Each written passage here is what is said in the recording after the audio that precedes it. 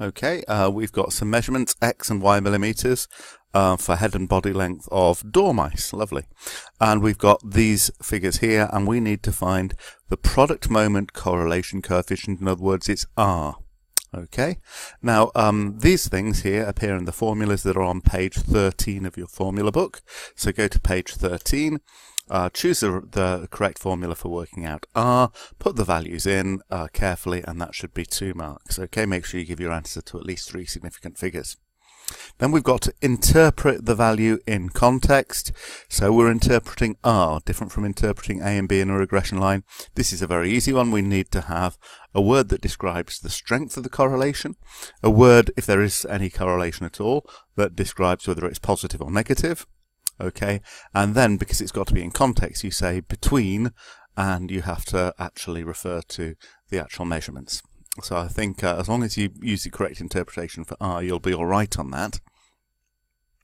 Okay, then we've got to write down what the product moment correlation coefficient would be, so in other words R again, if this time the measurements had been recorded in centimetres.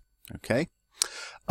So you can learn the rule for how scaling affects R, but it's common sense really, because R measures the strength of the correlation. So you need to think, would the correlation have been any different? Would the relationship have been stronger or weaker, or exactly the same if I'd happened to measure in centimetres rather than millimetres? So I think that should give you an idea about whether or not you need to change your value of R. And then finally, why should we first view a scatter diagram before we should calculate R at all? So what situations is R just not going to be appropriate, or is R going to be badly distorted?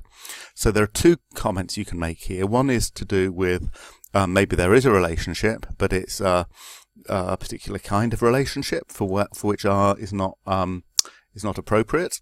Or it could be that there are particular values involved that are going to badly affect R, which means that your value of R won't be useful. So those are 2 different situations, and each one has got a scatter diagram that you could make up to go with it. Okay, so you have got the limitations of the product moment correlation coefficient in your notes, so you could look them up if you need to, but I've tried to hint there about the 2 possible reasons it could be. It's actually page 17 of your notes that you might want to look at.